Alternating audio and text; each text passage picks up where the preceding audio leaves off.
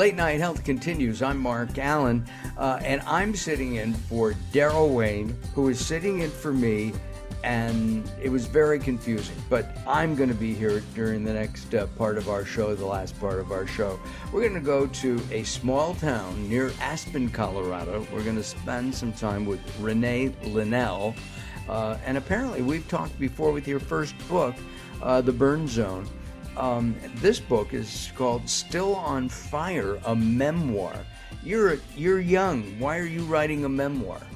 Because I've lived a crazy life. And anytime I tell people anything about it, they say you have to write a book. So now I have two. You got it. What do you do when you're not writing? I do all kinds of things. I travel, snowboard, surf, hike, bike, go to yoga. And I work a little bit in real estate, buying and renovating and selling properties. Aha, the money part. The money part. The money part. Okay, that's good. You also talk a lot about miracles in the book. And can we all have miracles? Do they all happen? They happen every single moment of every single day, but we have to be paying attention and not glued to our cell phones to notice them. And sometimes they're subtle and sometimes they're huge. What's the biggest miracle you've had in your life? The biggest one, I believe, is in I think it's chapter 2, drowning, where I was drowning in Hawaii. And I was going under. I definitely needed to be rescued, or I was going to be smashed into these lava rocks and die and drown. And a Hawaiian man appeared, and he was wearing swim fins. And he said, "I'm just going to hold on to you until the lifeguard comes." And he radiated peace and serenity. And he grabbed my hips and he held me so that I could breathe. My head was staying above water. And then the lifeguard came and he rescued me. And it was this big, dramatic, sad, scary thing. And when we were sitting on the beach after and I was crying, I said, "Where's that man?" And he said, "What man?" And I said, "The man who was holding me, the Hawaiian man with the swim fins." And he said, "Renee, you were all alone." Whoa. I'm getting Yes. choked up. That's amazing. Well, that leads to spirituality. Have you always had a spirituality or a religious background, or was this new in your post the burn zone? My post cult shattering, yeah, life destroying adventure.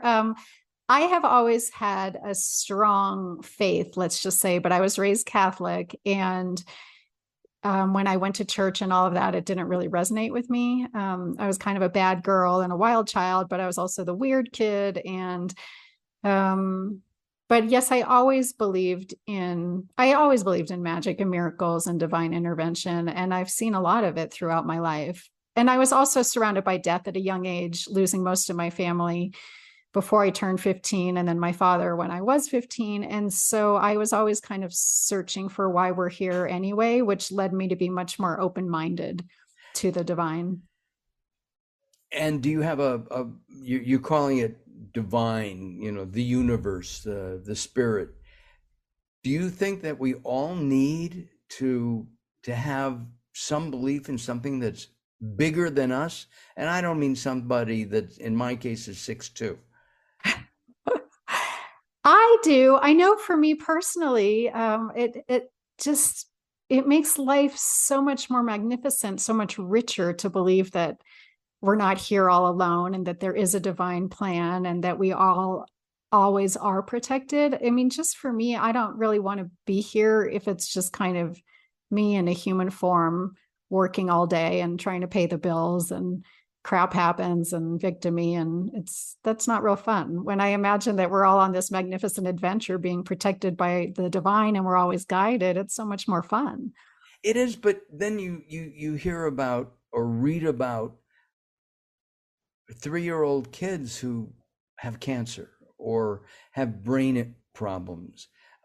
You see even adults, and while they're happy, they have not the life that you may have because of some awful illness or disease. And that always bothers me.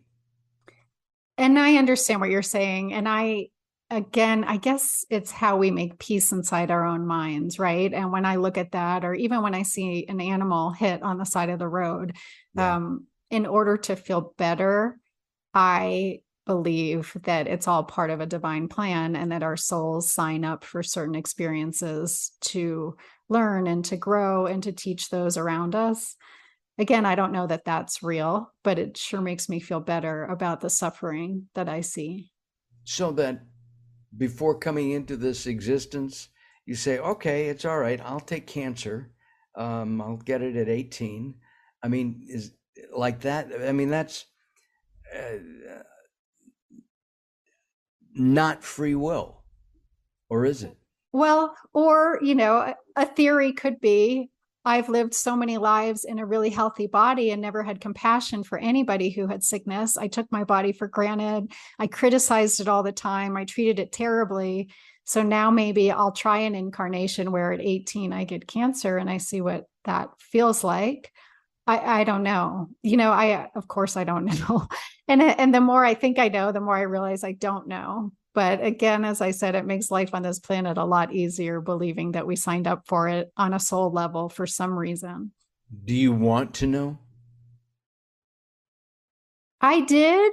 And I think that's why I joined the cult and ruined my life and destroyed my sanity. And now I think on the other side of it, I realize I just want to say, wow. I mean, I just want to be amazed and thrilled by all of it. And I guess, no, I'm not dying to know. I'm just wanting to experience what's happening right now in this moment.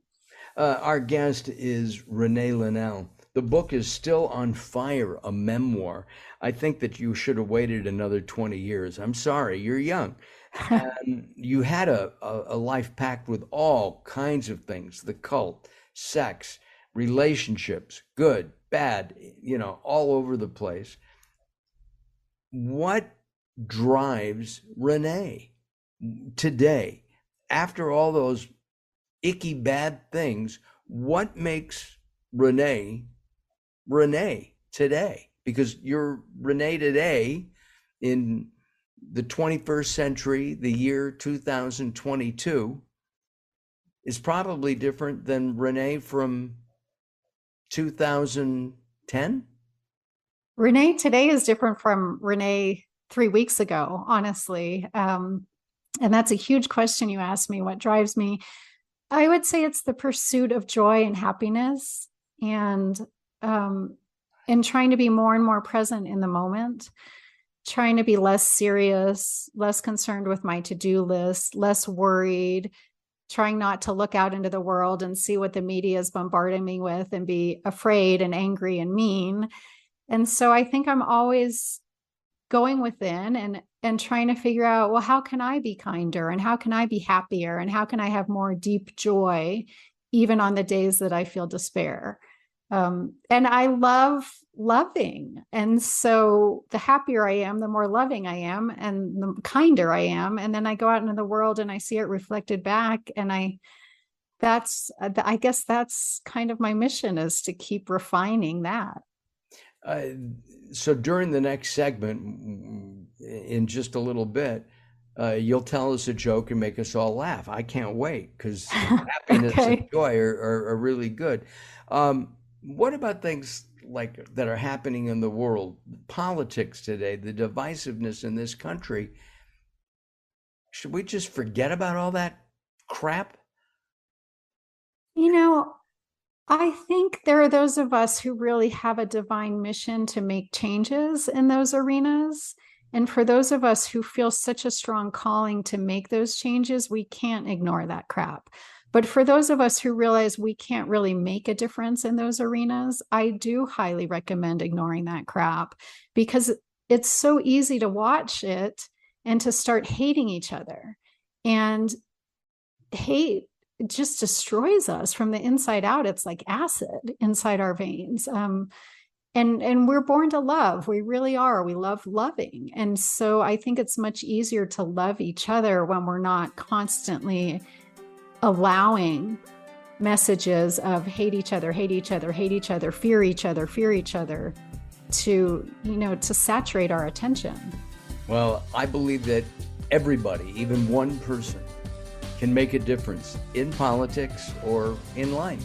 And you're certainly making a difference one person at a time with your book, Still on Fire. Our guest is Renee Linnell.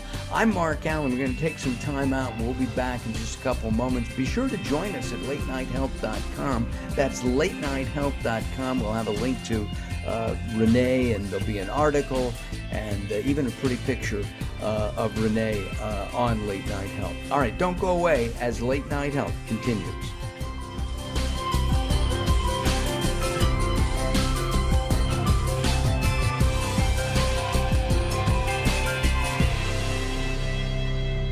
Recently, I met Jacqueline from Bright here in Los Angeles. She gave me a hearing exam and then showed me how to hear again with the new Signia Pure Series hearing aids, and she can give you your life back too. I hear birds chirping, birds cooing, and even my wife. They easily connect to my smartphone. The Signia hearing aids are amazing, and with the charge and go, I don't have to fiddle with batteries and hear all day long. Not hearing is frustrating for you and your family. I know you don't have a problem, but trust me, call Bright Here now for a free hearing exam, a $125 value, yours free, just for making an appointment now. There are offices throughout the Los Angeles area. Call Bright Here now at 323-424-7100. That's 323-424-7100 for a free hearing exam. There's no obligation.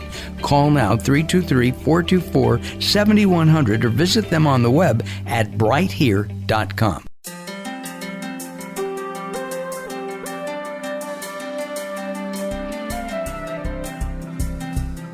Late Night Health is proud of our partnership with the EBC, the Evolutionary Business Council.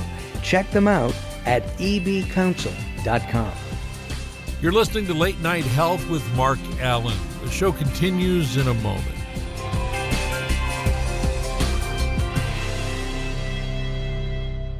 If you're listening to Late Night Health right now, you're part of the growing target of baby boomers we're serving. Hi, I'm Daryl Wayne, producer of Late Night Health, inviting you to join the Late Night Health family. If you have any business targeting the growing boomer market, Late Night Health is the ideal advertising vehicle for you. From vitamins to insurance, alternative health to Western-style medicine, Late Night Health caters to the growing population of those over 40 years old. This vibrant demographic has expendable income to fight aging, purchase travel, take care of aging parents, or just have fun. Find out about the advertising opportunities with Late Night Health. Call us at 805-391-0308. That's 805-391-0308, or email us at info@latenighthealth.com. That's info@latenighthealth.com. Join Late Night Health as we empower people to take charge of their own health care. Call now at 805-391-0308. That's 805-391-0308. Sometimes it's not what you say, it's how you say it. Words are a critical aspect of success. How you get your point across is a crucial part of what makes anything sell. So do it right and hire a writer. Whether it's articles, blog posts, technical writings, website content, product descriptions, or ghostwriting anything from a novel to a nonfiction book about your navel, contact Servet Hassan. If you want it to sell, write it right. Email Servet at servet@servethassan.com.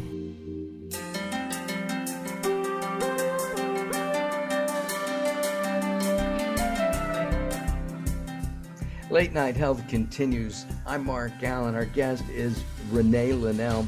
She's written a book, Still on Fire, a memoir. And we just spent, I have to tell everybody, 10 minutes, and I thought we did a great 10-minute interview.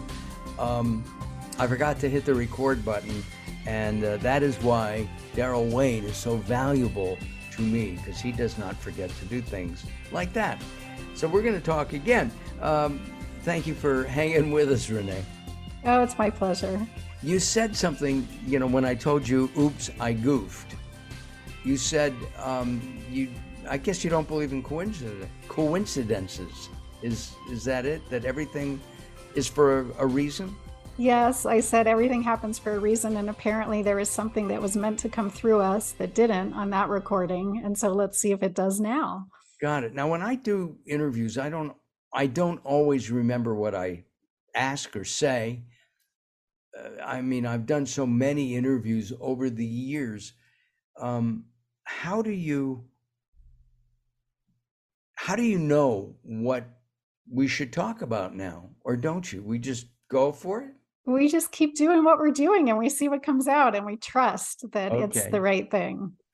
Before we stopped in our first segment, I'd asked Renee to tell a joke. She's had over 10 minutes now, and she said she has one, but it's not appropriate for the air. I'm hoping she'll share that with me later. Um, let's talk about, um, I guess, your mission, which I'm changing what we did the last time, but that's okay. You mentioned that there are people who have missions to make the world better. Is that why you're here? I think we all have the mission to make the world better, but I think that we get confused and we think we have to make big changes, or we have to push against something that we don't like and make it go away. And I realized after everything I went through to become enlightened, to become a saint, I ruined my whole life. I alienated everyone I loved. I took myself to the edge of almost insanity. That our mission, we're here to love each other and to love ourselves. And there were times when I was so broken, and just somebody crossing the street in front of me and smiling at me shifted my whole mood. And so I think so many of us wonder, oh, what's my purpose, or why am I here, or I want to do something huge and great. And I really believe it's just moment by moment when we can open the door for a stranger, smile when we don't feel like smiling, listen when we don't feel like listening, offer a kind word of guidance. That's how we make a difference. And that's why we're here. Do most people love themselves? I don't think we do, unfortunately. I think we did when we were children, but I think we were taught by the adults around us that we had to change in order to please them and have them approve of us. And in order to survive, we had to please them and have them approve of us. And so we learn from such a young age that we're not okay the way we are.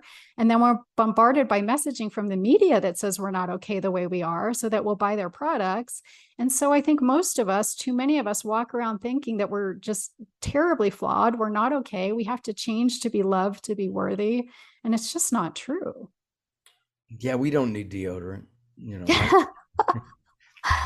Um, I smell, never mind. I asked this question when we didn't record. Are people happy? Most people happy today?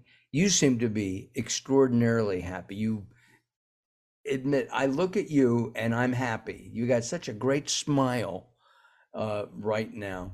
Thank you. That I can feel it. But do you think most people are happy? I don't think most people are happy. And I think a lot of that is because we don't realize we live in a land of dichotomy.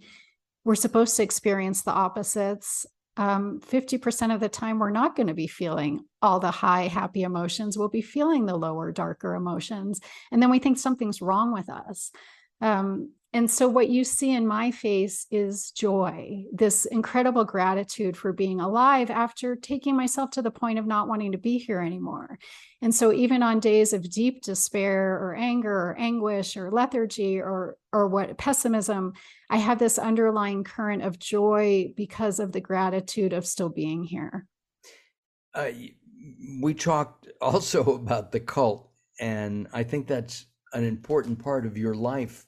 From what I gather, I mean, you were there for 7 years, but it was an unusual cult, wasn't it?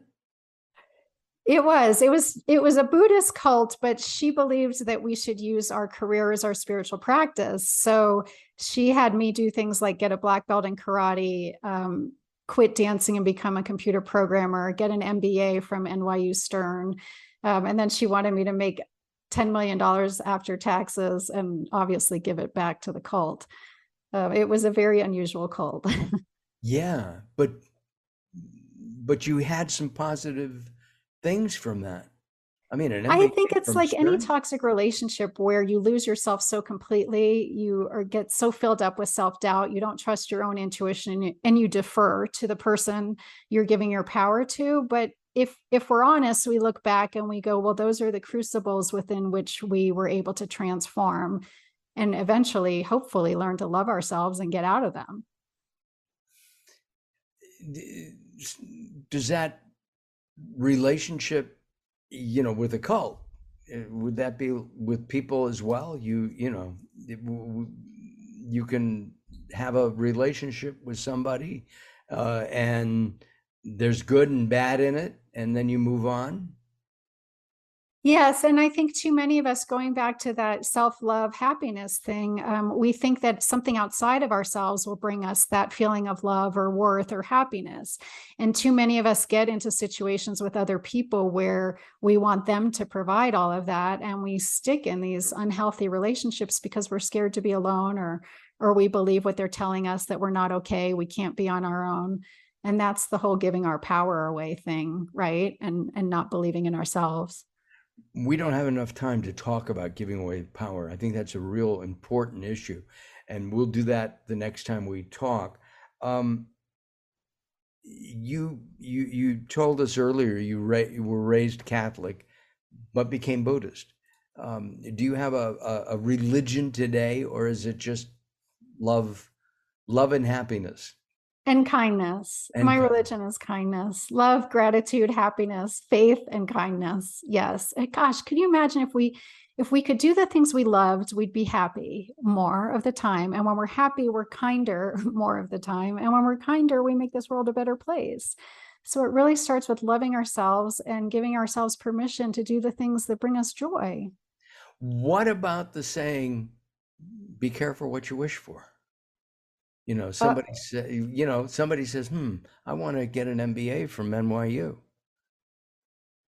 It was difficult. That was one of the most difficult things I ever did, but it's I'll also bet. one of the greatest things I ever accomplished. When I was in Yankee Stadium graduating, oh my gosh, it was worth all the tears and pots of coffee and saying I'm going to quit. What was your thesis about? I didn't have to do a thesis because it was an executive MBA, and Okay. I specialized in entrepreneurship. Got it. Today, do you help people reach their goals, understand their purpose in life? I'm still looking for mine, but do you help people do that, or is that what the book is about? It's what my books are about, and it's also when I travel around speaking. But I do think our purpose, we're all searching for our purpose, and it really is to love ourselves and love each other, and to do what we love, and to light up this world with joy. What is the number one thing that people should do, and they don't, to be happy? Not be so hard on ourselves, not compare ourselves to other people, and ignore the messaging that we are constantly bombarded with that says, you're not okay, you're not okay, you're not okay. And you need to fear and hate other people who are different. We can ignore that, you probably don't remember the saying, maybe you do, I'm okay, you're okay. Right? And we are okay. We're all flawed, and none of us knows what we're doing. And human life is messy, and it's just supposed to be this wild, weird adventure. Well, the wild, weird adventure, of course, you can read about in Still on Fire, a memoir by Renee Linnell. And she remembered us talking a couple of years ago. Next time you're in California, stop by, okay? Okay. And we'll do a fruit smoothie or something. We'll talk about that. Anyway, thank you very much. Join us at latenighthealth.com, and you'll see a pretty picture of Renee and be able to find out how to get her book and read about her, and it'll be really very, very nice. Well, that takes us to the end of our show. Thank you for tuning in. Have a great week, everybody. Have a good week. Most importantly, have a healthy and happy week. I'm changing that. Have a healthy and happy week. I'll see you next time. Bye-bye for now.